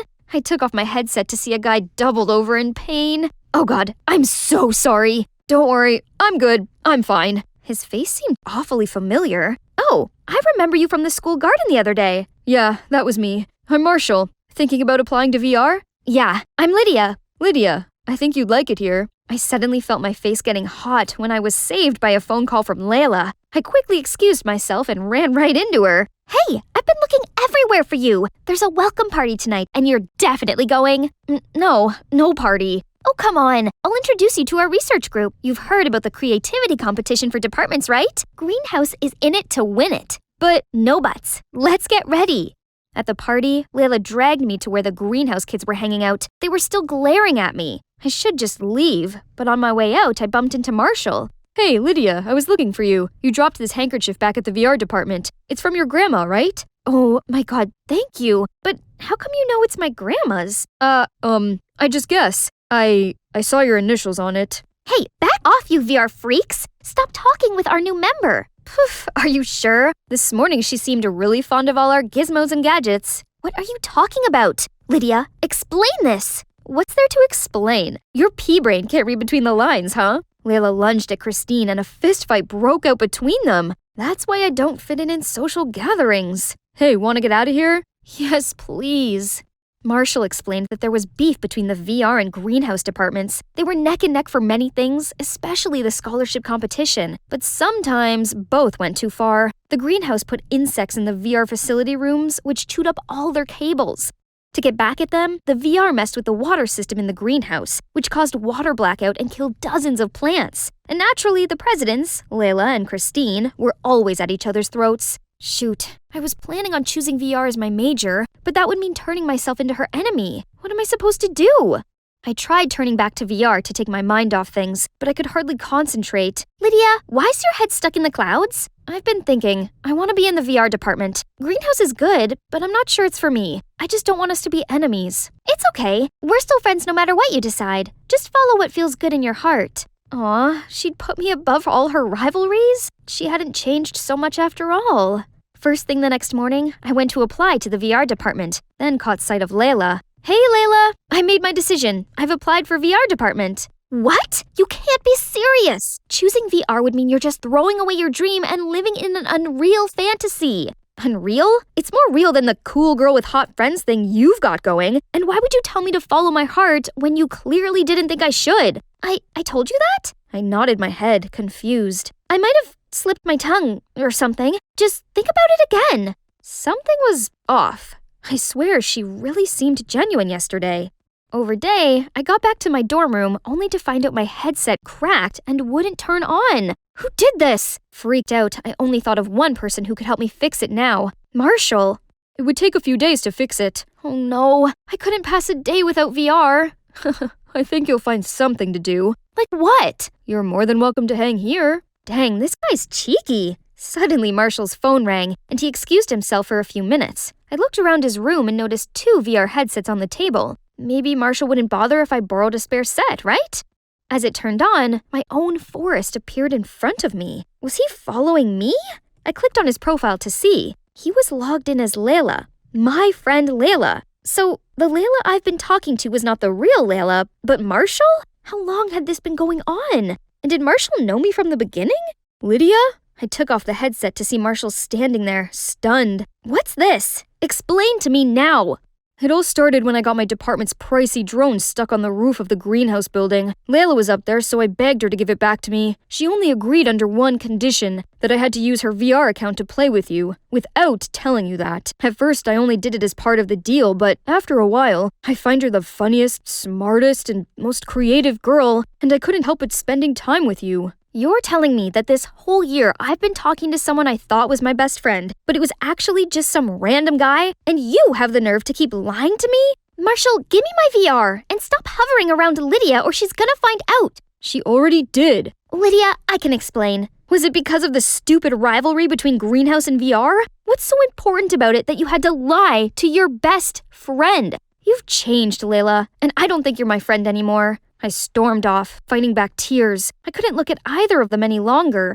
When I got back to my dorm, Christine was already there. I asked her about my VR headset. I actually saw that Layla around our room earlier. She must have done it. That was a low move, Layla, but I was too fed up with her to even be mad. The greenhouse department could be trying to sabotage us again. Now, this is war. I'm going to gather everyone so we can plan our counterattack. Whatever, this rivalry thing is ridiculous anyway. On my first VR-free day, I was the only person in my class without their headset. Even the professors engaged through VR. All I could do was sit and stare at people, which reminded me of those lonely days before Layla came into my life. The next few days kept on repeating themselves, until one day, my body started boiling, and my head was buzzing like it was full of bees. Professor, I'm not feeling well. I need to go back to my dorm. But he didn't flinch one bit. No one did, except this guy. Hey, need an aspirin? He extended out his hand, but there was nothing there. A virtual pill? Seriously? No, it doesn't work. Aw man, bummer. I tried getting up, but my body grew heavy and weak. I kept calling Christine across the room, but no use. If only Layla was here to help me right now. No, Lydia, you can do this on your own. I leaned on the wall to prop myself up slowly, made my way back to the dorm. I was so close, but my knees trembled and I collapsed. Just then, someone came to scoop me into their arms and picked me up. I woke up in a bad headache to see Marshall cooling it down with a damp towel. Hey, you're awake. Here, have some soup and take some medicine. What are you doing here?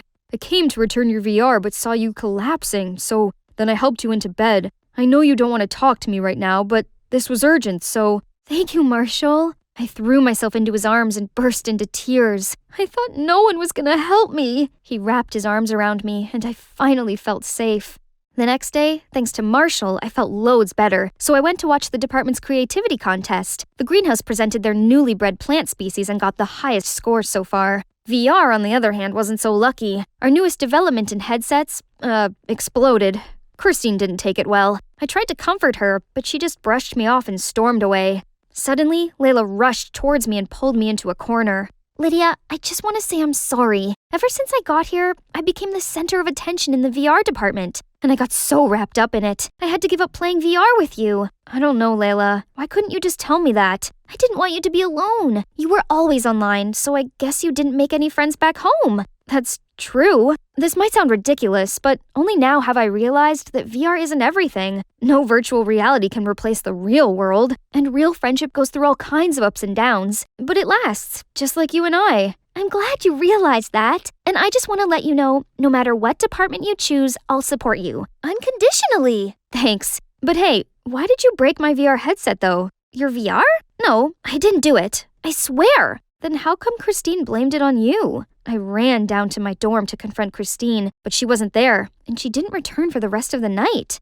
When I got to class the next day, I put on my headset and found the rest of the department ragging on me, calling me a liar and a traitor. Somehow, pictures of me and Layla talking yesterday were plastered all over the virtual world. The audacity of you to come back here. We already know the greenhouse department is using you to spy on us. It was you who messed with our invention at the department contest. Otherwise, how could it explode? They started booing and surrounding me, so I ran for my life.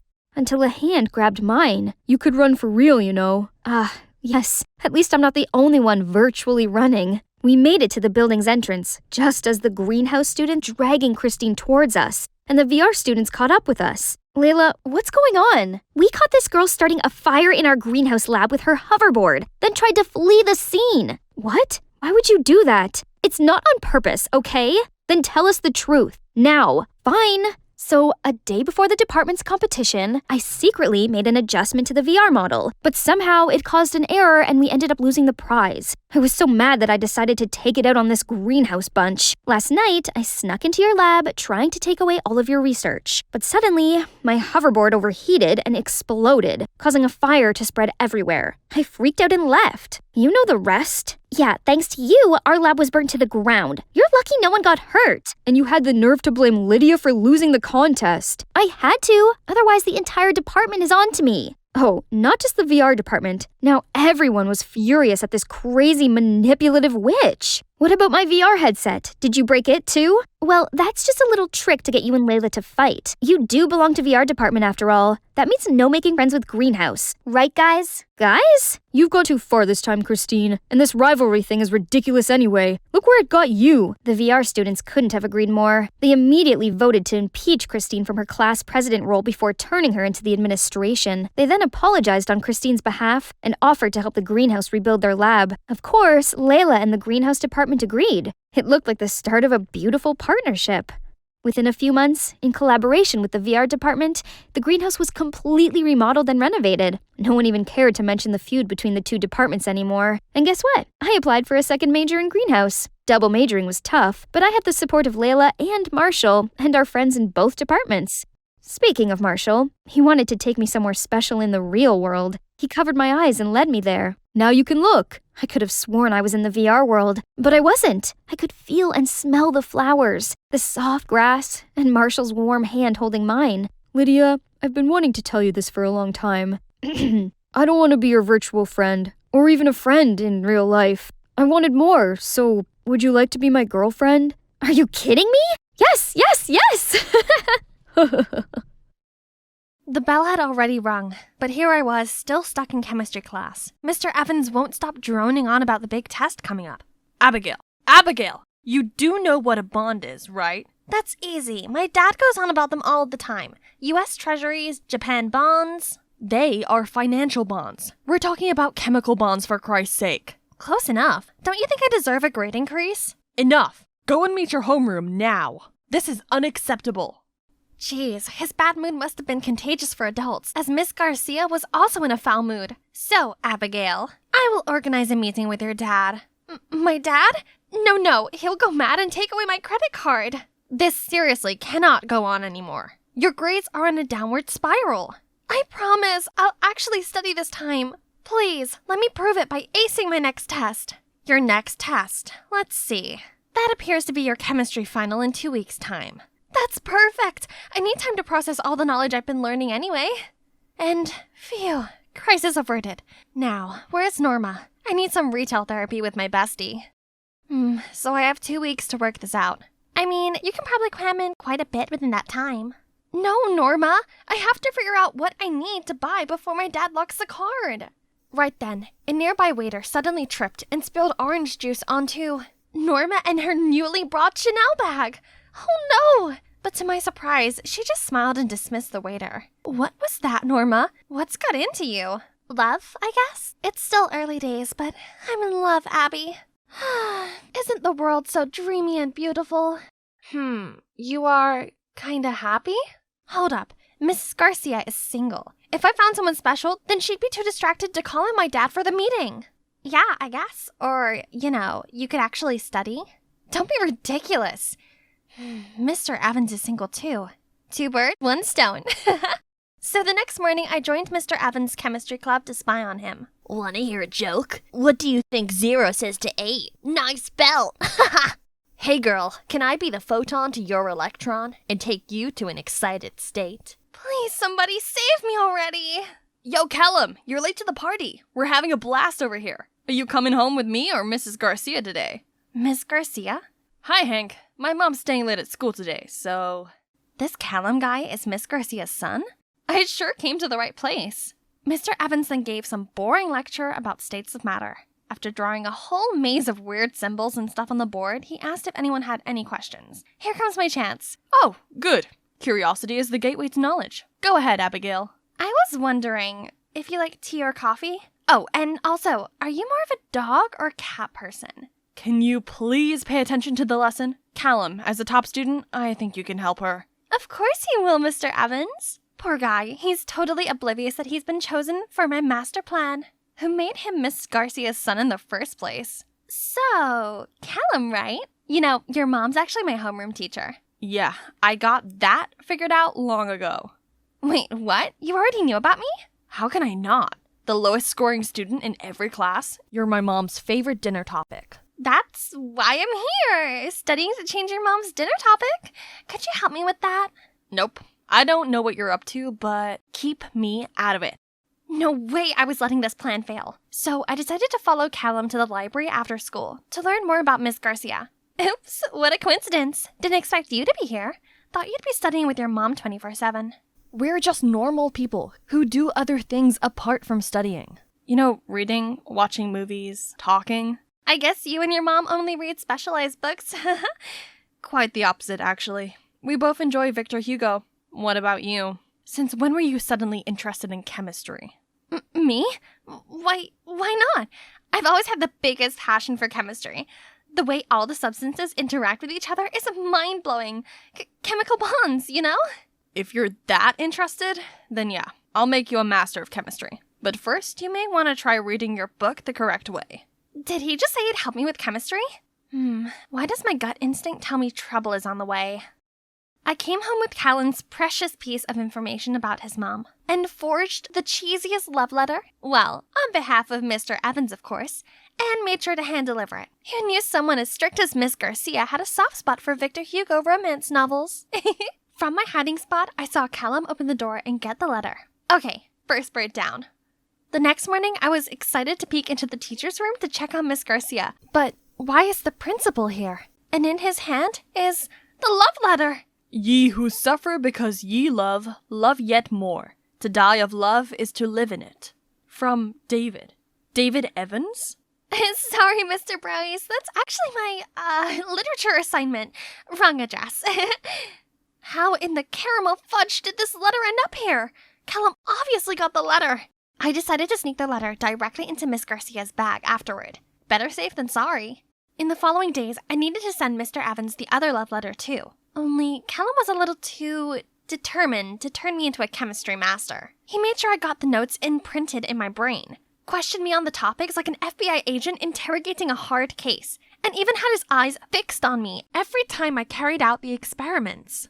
I got no time left for my plan. You know what I've come to find out? You're actually not that bad at studying. Just need some more attention. As if I care. When will he leave me alone so I can take the other bird down? Right then, Mr. Evans suddenly called Callum to the discussion room next door. Gotta go. You can finish the oxidation. Remember to measure carefully and not take your eyes off of it for a second. Don't sweat it. I've got this. As soon as he left, I sneaked into Mr. Evans' room and put the letter in his bag. But when I was about to leave, something caught my eye. A picture of young Mr. Evans. Yikes! Did too much studying and no loving make his hair leave him for good? He has a lot of books in here. Some of them are by Victor Hugo! Ha!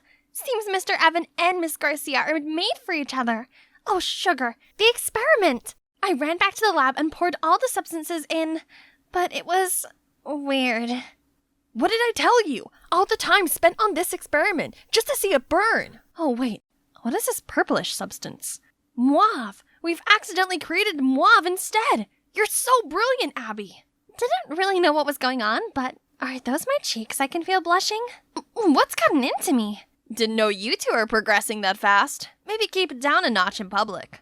Seeing Hank made us both turn cherry red and jolt apart. It was just a joke, but somehow my heart was flipping. After the incident, Callum didn't seem so annoyed with me anymore. Instead, he was kinda caring. He would patiently explain things I didn't understand and clean up after our experiments. Talk about having great chemistry together. Literally. The 2-week mark soon arrived, but strangely all the questions were not hard at all. I know all of the answers. They're all on topics I covered with Callum. Later that day, I was walking when Callum zoomed over to me. Mr. Evans said you passed the test. I knew you could do it. Abby, if you'd like, do you want to go out for a movie? Abby, shocking news! I just saw Mr. Evans and Miss Garcia holding hands in the school garden.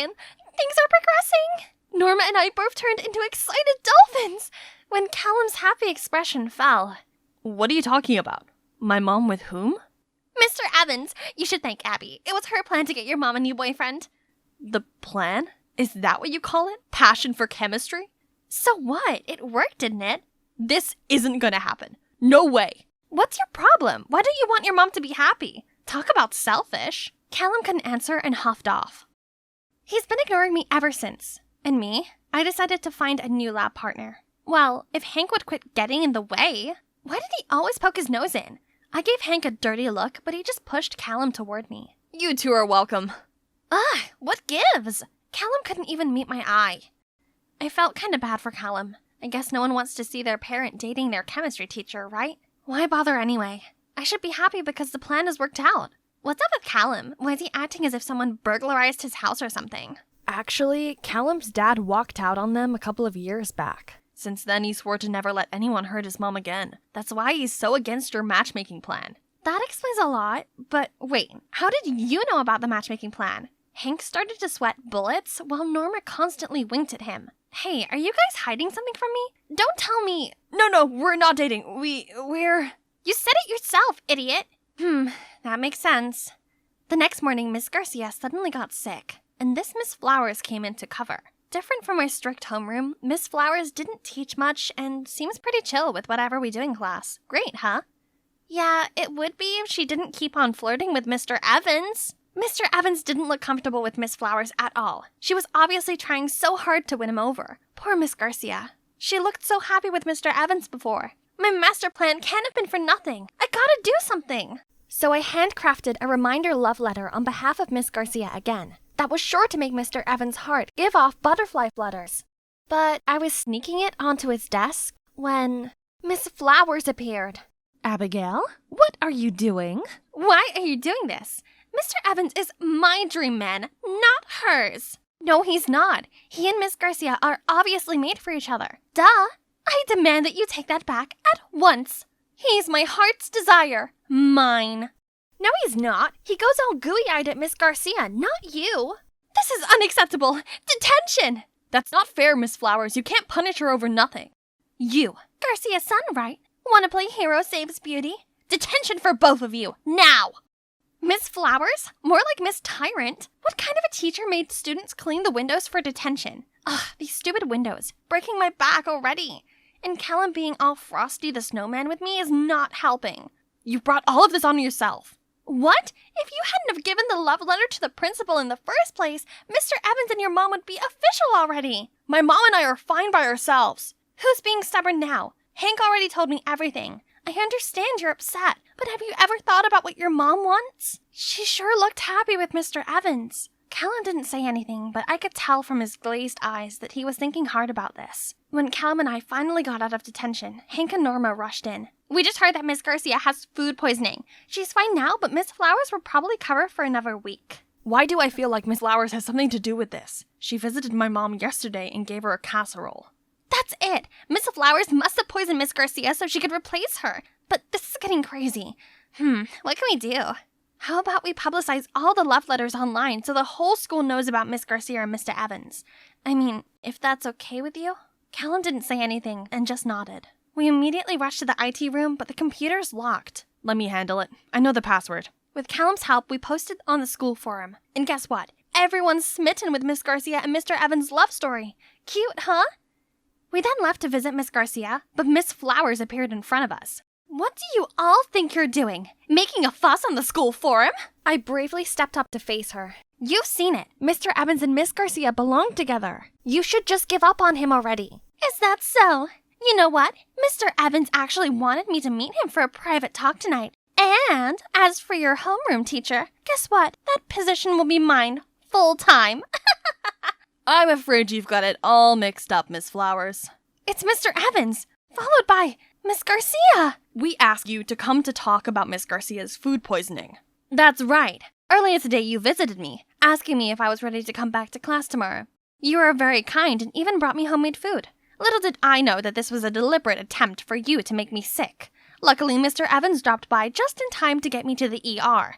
And now you're talking about taking my place? No way! But the students clearly loved me more anyway. They hate you because you always make them study. Just then, everyone started booing her. Miss Garcia is strict, but at least she's serious with teaching and always makes sure we study. You don't teach us anything. That's right! And we all know about Miss Garcia and Mr. Evans already. You're just being a third wheel. No! This can't be true! David, tell these kids that our love is as bright as the sun, and that we're soulmates. I know you love me. Tell them! David, tell them you love me! Tell them! Unfortunately, my heart has always belonged to Miss Garcia. I was nervous about sharing my feelings with her, but fate brought us together, and now I couldn't be happier. Miss Flower's whole expression wilted. Ha! She burst into hysterical tears and ran off. Mom, are you okay? I'm sorry I wasn't there. I'm fine, Callum. Please don't worry. Thanks for looking out for my mom. Please, can you take her home for me? Mr. Evans nodded, then took Miss Garcia away. When there were only 4 of us, actually 2 of us left, Callum turned to me. You were right. It was so silly of me trying to stop people from falling in love. Because when you fall for someone, you can't help it. What do you mean? I think I've fallen for you. Hey there, animated story show viewers. I'm Crystal, a model and influencer, and I'm here for the Trend Like This Influencer Awards. Why don't you come on in and get ready with me? I know what you're thinking. I have a unique look. You see, I have vitiligo, a condition that causes pale patches to develop on my skin. It's definitely different, but I don't really see it as a disadvantage, but rather one of my biggest perks in life. Since I was a kid, people have always gawped at me in the street. But luckily, my mom and big sis have always been there to support me. Honey, they're only looking at you that way because you're beautifully different. Yeah, Crystal, never doubt yourself. You're one of a kind. Thanks to them, I've grown to adore the way I look. Then one time, while we were walking in the park, this eccentric-looking man approached me. Oh my word, your skin! It's a masterpiece! Turns out, he was Bo Ivanov, the world-renowned photographer. He begged me to model for him, and with the encouragement of my mom and sis, I agreed, and my photos became a viral hit. That's when my interest in modeling sparked. I joined this awesome modeling agent and got to learn all poses for photo shoots, wear these gorgeous outfits, and best of all, have makeup done to complement my vitiligo, not to hide it. Ever since then, I've worked my butt off, fully committed to my work. That's how I became the face of multiple fashion brands and built up my influence empire. I wanted to pave the way for people like me to love themselves and celebrate our own uniqueness. 'Cause look at me, my career, my life could come to this point today, all thanks to my skin, and I wouldn't change it for the world. But then this morning came, I woke up to see, my vitiligo patches, they were gone! This can't be happening! I still have tons of fashion shows and events booked for the rest of the year. Without my patches, will they all cancel on me? Panicked, I called my manager, Alex, and she immediately rushed into my apartment. This shouldn't have happened. The project with Red Rush is next week. I know that. What can I do? Go see a dermatologist? No, Crystal. You can't breathe a word about this to anyone. You don't want to ruin your career, do you? Well, no, but I can't hide inside forever. No, you can't. But you can fake your patches. Just use makeup. Draw some on. What? You mean I should lie to everyone? Your choice. It's either that or kiss goodbye to your career. This is wrong, I know, but I've worked so hard for this. I couldn't just give up now. I guess the foundation would have to make do. I went back to my daily modeling life, and luckily no one seemed to suspect anything. But I was so on edge and constantly checking my makeup. Crystal, have you heard? The brand Raris is looking for models with unconventional features for its newest fashion collection. You're the perfect fit. OMG! Everyone who's anyone in fashion knew of the Raris' creator, Mr. Finnegan. If I become his muse, that's my step into high fashion world! I can't miss this once-in-a-lifetime opportunity! I got my focus straight, fearlessly walking into the building, when suddenly my heel got stuck. I tumbled backward, and out of nowhere, these strong arms wrapped around me, and I landed straight into their warm embrace. For a moment there, I could feel their divine scent overpowering me. Dior Sauvage, isn't it? You don't change much, do you? Still clumsy even though you're now a superstar. Hold up, this voice. It's Sam, my high school ride or die! My, puberty has hit him hard, huh? Samuel knelt down and gently put the heel back on my foot. Yep, my heart was definitely flipping out of my chest. You're going in for the casting, right? Oh, yes, but how do you know? I'm one of the judges. I gotta go now. Break a leg. But not literally. Wow, Samuel's made a name for himself already. Impressive. Wait, Crystal, you're here for work. And now time to shine. I strutted my way along the catwalk, doing my signature twist-turn pose at the end of it. As expected, all the judges were mesmerized. This job was in the bag. Just then, everyone went ooh and ah at the girl next in line. It's Amanda! She's known as the super rookie, who challenges the modeling world standards. Ironically, that title once belonged to me, but that's how this industry works. You can easily be dismissed if not careful. We got the results right after the casting. As expected, I was in for the show. Hooray! Hey, Crystal, right? Amanda, huge fan of yours. Say, can a pro like you give this rookie any advice while we train together? You do know this is a competition, right? That means no help. Then I shimmied off. Day 1 of the training, and I already messed up. I had to disguise myself to sneak out and buy a new one. Crisis averted, but this did make me 30 minutes late. You're the professional. Act like one so us amateur can look up to. A veteran in modeling, or so they say. Those chicks wouldn't miss the chance to dethrone me, especially her. Welcome, everyone. May I introduce you to our Fall 2023 Haute Couture collection. It is inspired by the elegant art of ballet. So besides your usual training, you'll have a chance to learn some of the moves to capture its true essence. Then I'll pick my star, my vedette.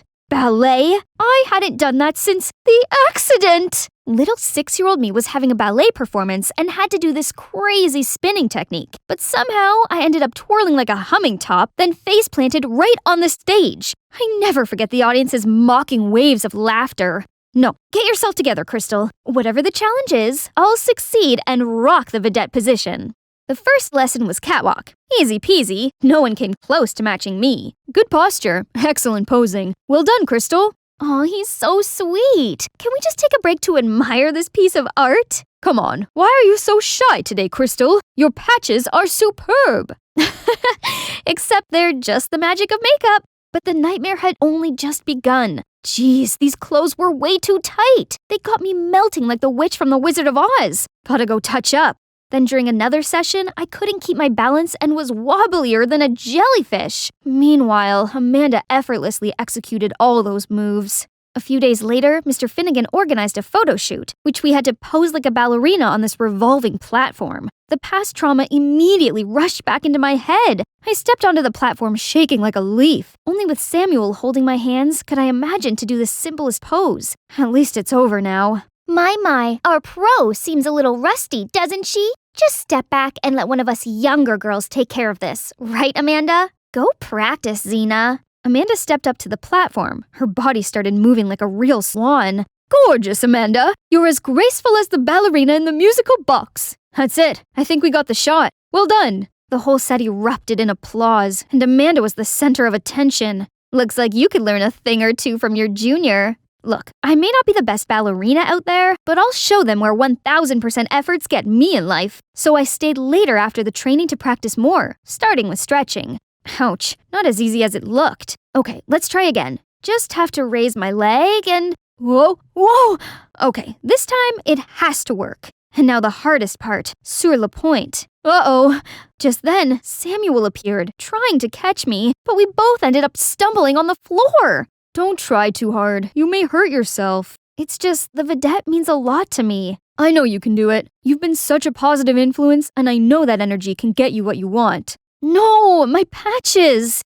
I'm sorry, I didn't mean to. It's okay. I crossed the line. I'll just leave now. Don't, please. If you only knew the truth, you wouldn't think so highly of me. Hey, what's wrong? You can talk to me, you know. Just then, the lights brightened around us. What are you two doing here at this hour? Samuel looked startled and immediately kept his distance from me. Nothing. I saw Crystal practicing. Thought I could give her some advice. That's not fair. I need some too. What do you think of my releve? They started laughing together like a married couple. Since when did they get so close? After a few days of intense practice, I may not be a ballet master yet, but I did feel more confident about facing the final challenge, which decided who would be the vedette. Look at this gorgeous couture design! I would make a perfect black swan. I tried the dress on, but accidentally smudged the foundation and got it all over the dress. Oh no! I immediately rushed to the bathroom trying to wash the stain off. Stupid foundation! Super stain my butt! The door suddenly snapped open and in stepped Amanda! Your vitiligo patches? They're coming off? And what are you doing with the dress? I tried to hide it, but she already snatched it away from me. Is it foundation stain? Did you fake your vitiligo? No, I was diagnosed with vitiligo for real, I swear. I told her the truth. Thought she was going to use it against me, but to my surprise, she looked heartbroken. I decided to pursue modeling because I felt inspired by you. But now you're telling me it's all a scam? How could you? Amanda, wait, please. I thought you were against me. Does it matter anymore? Now that I got a taste of the truth, you don't deserve my respect. I was at an utter loss for words. I'd been so wrapped up in fear of losing my career that I couldn't care less how my action could affect those who looked up to me. I'm nothing more than a hypocrite. I couldn't live like this anymore. Vitiligo or not, I had to stay true to who I am. I walked straight up to the judges' panel and wiped all my foundation away right in front of them. Mr. Finnegan, I no longer fit in your collection. The truth is, my vitiligo has gone. I no longer have any unconventional features. Thus, I'm here to announce that I will cut myself from the show. I'm deeply sorry for all the trouble I caused. I turned to walk out the door, but there stood Samuel. Crystal, I don't understand. I'm sorry, Sam. I'm not the person you think I am. I ran home, hid under the blanket, and cried myself to sleep. Suddenly, a call from my manager woke me up. How can you sleep at this hour? The press is going wild. They're calling you an attention-seeking fraud. I immediately came to my senses and looked up the news. Oh no, how could it break out so fast? At this speed, I'd be canceled by tomorrow morning. See what happens when you act out of my order? Gosh, you models are so dumb. Don't go anywhere. I'll be there to handle this. Was she being for real? All of this was her idea in the first place. Enough! Have fun dealing with this on your own, Alex. I shut down my phone, packed my stuff, and left it all behind to go to my secret place. I used to spend time here with my family when I was a kid. Being surrounded by nature calms me down. Suddenly a hand pressed on my shoulder. Hey, we've been looking for you. Samuel? And Amanda? Did you guys follow me here? It's the only way we could find you. I'm sorry for going at you like that. I was so shocked. You don't have to. It's all my fault. I lost myself when my vitiligo went away. I acted out of fear and ended up disappointing everyone who's counting on me. Well, it's hard to stay sane when your identity is taken from you. But what's important is you've learned your lesson. Now, where is the fearless, confident Crystal we all love? She's right. Patches or not, you're always special to us. That means a lot to me. Thanks, you guys. Turns out I'd misunderstood Amanda this whole time. She's brilliant, gorgeous, and caring, and perfect for Samuel. Welp, that stings. Suppose it's time I got back to work for some damage control. I opened the phone to see hundreds of notifications. Among them was a message from Mr. Finnegan saying he has a place for me at the fashion show. So it's not the end for me, right? Go get it, girl. Yes, it felt so good to be back. Crystal, you're here. I have great news. You'll be the vedette for this collection. Me? But I don't have any unconventional features. Doesn't matter. You're perfect the way you are. 2 girls will stand by your side, and you'll be in the center wearing this work of art. An elegant swan among the flock of ugly ducks. Isn't that a bit offensive? So this was your plan all along? Playing dirty tricks to save your flopped career? Cut it, Xena. Mocking me won't change the situation. There's something fishy going on here, and I'm gonna get to the end of it. Finally, the show has come. As soon as I got the signal, I strutted to the runway confidently, turning heads to my every step. But it's not for the reason you're thinking. I actually switched places with Amanda, and now all the spotlights are on her. Right at that moment, Mr. Finnegan bolted to the runway. What do you think you're doing? You ruined my show. I had a deal with her. What deal? Tell me. Right now. It's her who's behind this. Alex? Ugh, that snake! It turned out Alex bribed Mr. Finnegan to let me be the vedette and drag the models with unconventional features down since I'm no longer one of them. Hearing that, all the models turned furious, ready to jump at the 2 frauds. You 2 have crossed the line. I don't need any of your manipulative games to continue my career. I will stay true to myself no matter what. Unconventional features or not, I'm always willing to speak up for them because everyone is beautiful in their own way, and they deserve a chance to showcase their beauty to the world. The audience erupted in cheers and applause, while Mr. Finnegan and Alex were surrounded by cameras and criticism. Justice served. After all that drama, I'm still modeling, but with a different agency that fully accepts me for the real me. I continued to influence young people on self-love and being uniquely themselves. Amanda and I became the best of friends. We also made tons of plans to collaborate with Samuel, but honestly, I couldn't shake off this heart-wrenching feeling whenever these 2 were together. Luckily, my hectic schedule has left me no time to think about that. Guess what? After days and nights of hard work, I now have my own line of skincare products called Only You. Exciting, right? Oh, Sam, you made it! Wow, they're beautiful. Amanda will love them. No, they're not for Amanda. They're for you. Crystal, I'm crazy about you. I always have been. What? It's me you like all along? Then why didn't you tell me that before, silly? I leaped into his arms, and we shared the most amazing kiss. Perfect ending for an amazing journey, huh?